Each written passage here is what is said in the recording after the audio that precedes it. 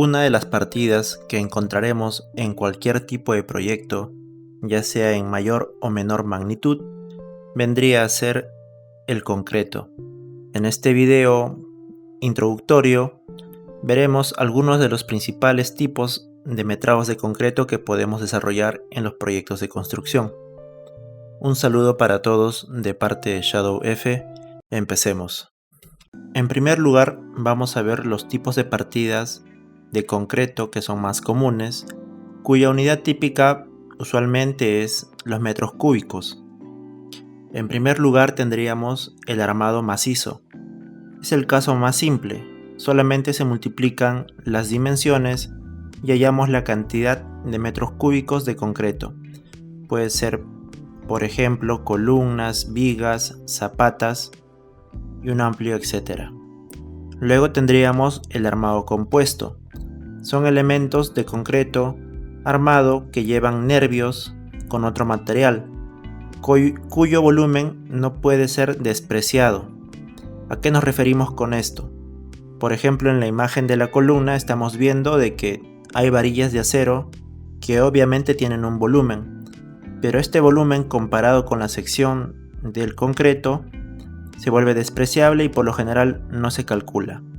En cambio, en la imagen de la losa aligerada, por ejemplo, el volumen que ocupan estos ladrillos que componen la parte aligerada de la losa no pueden ser despreciados y tiene que hacerse la resta o la sustracción del volumen que ocupan estos ladrillos. También tendríamos el concreto simple. Es un concreto sin refuerzo de acero, generalmente usado en los falsos pisos. También tendríamos lo que es el concreto ciclópeo, que es un concreto que incluye bolonería, que vendría a ser las piedras de la imagen. Normalmente se especifica el tamaño máximo del agregado grueso. Y por último tendríamos los solaqueos, que son utilizados como base niveladora y separación entre el suelo y el acero. A diferencia de las otras partidas que se han mencionado, por lo general se expresa usualmente en metros cuadrados y en la descripción de la partida se hace la indicación de cuánto es el espesor de este solaqueo, que puede ser de 5 a 10 centímetros. Vamos a desarrollar los que son más incidentes, que vendría a ser por ejemplo el concreto armado macizo. Explicamos que era el caso más simple, donde se multiplican las dimensiones y vamos a hallar la cantidad de metros cúbicos de concreto. Para esto, ¿qué necesitamos? Necesitamos el plano, que generalmente se presenta en planta, en elevación, lo que hemos aprendido en los cursos de diseño gráfico o diseño técnico.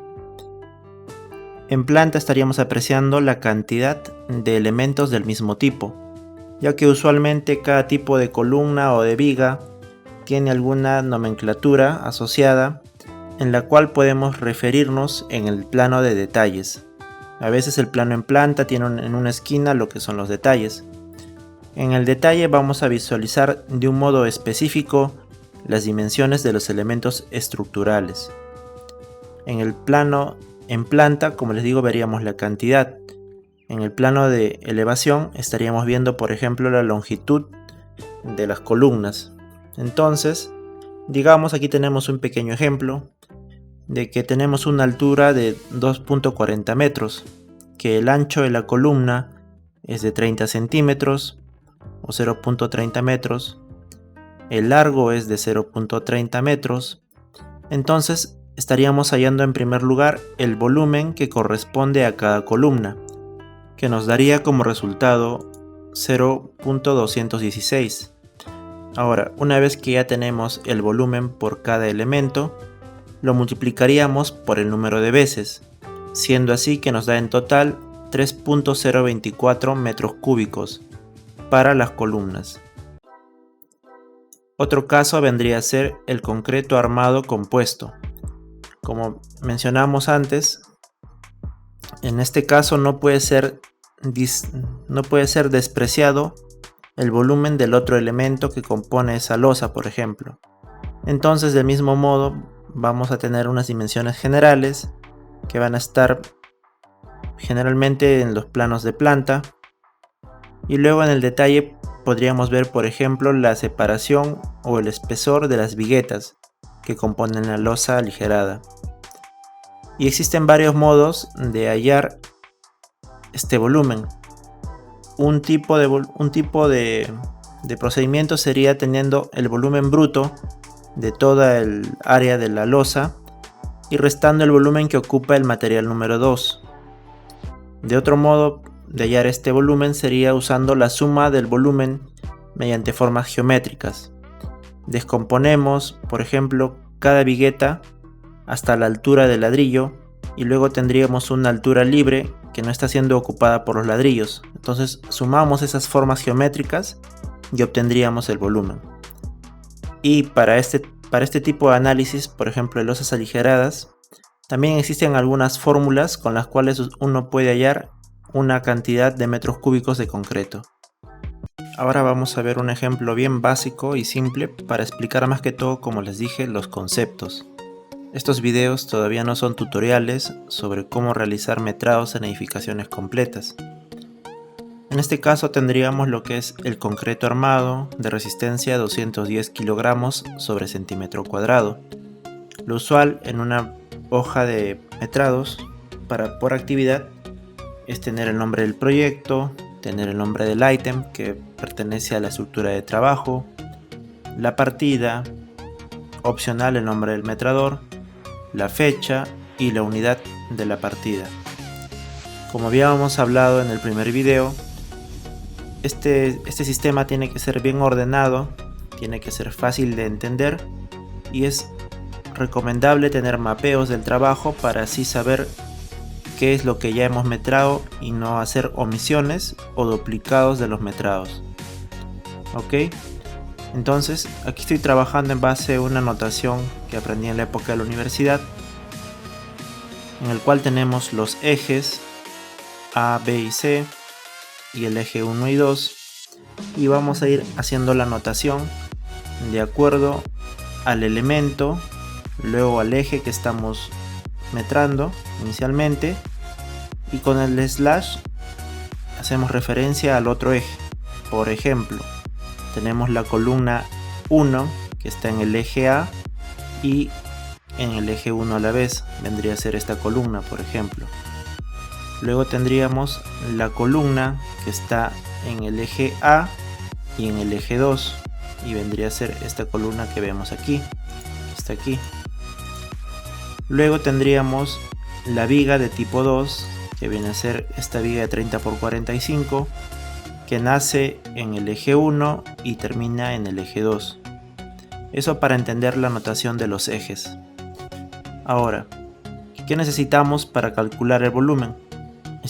Necesitamos el número de veces, el largo, el ancho, la altura y su espesor. ¿Ok? Y sobre eso multiplicamos cada uno según corresponda. El espesor lo vamos a usar para las losas, no para las columnas ni las vigas. ¿Ok? Y así poco a poco vamos desarrollando todo lo que vemos en el plano. Hacemos un barrido de izquierda a derecha o de arriba a abajo, pero siempre llevando el orden, de modo que, como les dije, evitemos cualquier duplicidad u omisión de los metrados. Una vez que ya tengamos el subtotal de estos metrados, esto usualmente irá a la hoja de presupuestos para tener ya la planilla maestra de metrados, sobre la cual se puede multiplicar por el precio unitario y ya tendríamos el valor en costo directo del proyecto. Como han podido apreciar durante este corto video, el tema de los metrados no conlleva una gran dificultad en el tema del cálculo. Lo que sí es una tarea minuciosa y tediosa por la cantidad de elementos que vamos a estar metrando una vez que pasemos al ámbito laboral. Pero también es una de las habilidades básicas de las que debe disponer cualquier ingeniero. Entonces voy a realizar un video más sobre lo que es otra partida muy típica para nosotros los ingenieros civiles, que es el acero de refuerzo. Otras actividades como el movimiento de tierras, los acabados, sanitarias o eléctricas no se utilizan usualmente en todos los proyectos de ingeniería civil.